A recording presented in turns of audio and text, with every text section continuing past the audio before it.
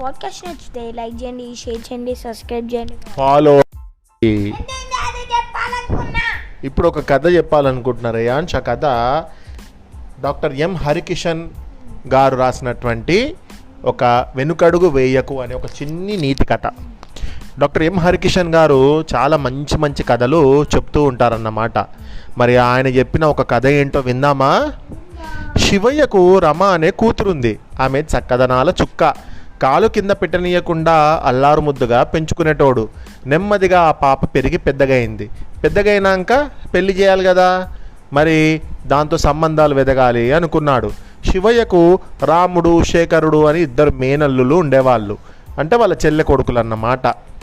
వాళ్ళిద్దరూ రమను నేను పెళ్లి చేసుకుంటానంటే నేను చేసుకుంటానంటూ ముందుకు వచ్చినారు.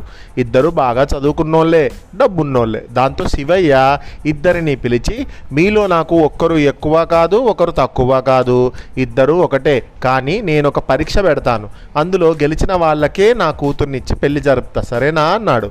ఇద్దరు సరే అన్నారు. శివయ్య తర్వాతి రోజు పొద్దున్నే ఇద్దరిని ఊరికి దూరంగా ఉన్న ఒక కొండ దగ్గరకు పిలుచుకొని పోయినాడు. మీలో ఎవరైతే ముందుగా ఆ కొండని ఎక్కి అక్కడున్న గుడిని చేరుకుంటారో వాళ్ళే నాకు కాబోయే అల్లుడు అన్నాడు. ఆ కొండ చాలా ఎత్తుగా ఉంటుంది. పైకెక్కడానికి సరైన దారి కూడా లేదు. అంతా ముళ్ళ పొదలు, నున్నని రాళ్ళు, అడుగడుగున పాములు, తేళ్లతో నిండి ఉంది. దాంతో శేఖరుడు, అమ్మో ఆ కొండనా, నా వల్ల కాదు, ఇంకేదైనా పోటీ పెట్టు మామా అన్నాడు. కానీ రాముడు కొంచెం కూడా వెనుకడుగు వేయకుండా, రమను పెళ్లి చేసుకోవడం కోసం నేను ఏ పోటీకైనా సిద్ధమే, ఎప్పుడు పోటీ అంటూ ముందుకు వచ్చినాడు. సరే అయితే నువ్వు ఒక్కనివే పోయి రావో చూద్దాం పో అని అన్నాడు శివయ్య. వెంటనే రాముడు సరేనని ఉరుక్కుంటూ పోయి కొండ ఎక్కడం మొదలుపెట్టినాడు. అది చాలా నున్నగా జారుడుగా ముళ్ళ పొదలతో ఉంది కదా. దాంతో కొంచెం దూరం ఎక్కినాక పట్టు తప్పి కాలు జారి ఒక చోట కింద పడ్డాడు.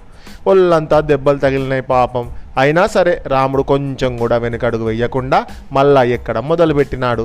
అది చూసి శేఖరుడు, నేను ముందే చెప్పా కదా దాన్ని ఎక్కడం అంత సులభం కాదని, వానికి కొంచెం కూడా తెలివిలేదు, అందుకనే ఒకసారి కింద పన్నా కొంచెం కూడా ఆలోచించకుండా మళ్ళా ఎక్కుతా ఉన్నాడు అని తిట్టినాడు.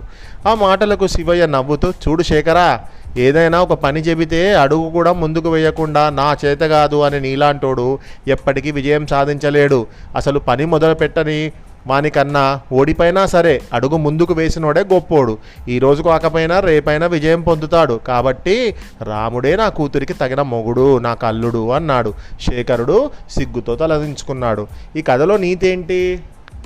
నాకు చేత కాదు, నాకు చేయడం రాదు అని మనం వెనకడుగు వేయకుండా ట్రై చేసి ఓడిపోవడం అనేది ఓకే, కానీ ట్రై చేయకుండా నేను గెలుస్తున్నో లేదో అని అనుకోవడం అనేది పిరికివాని లక్షణం.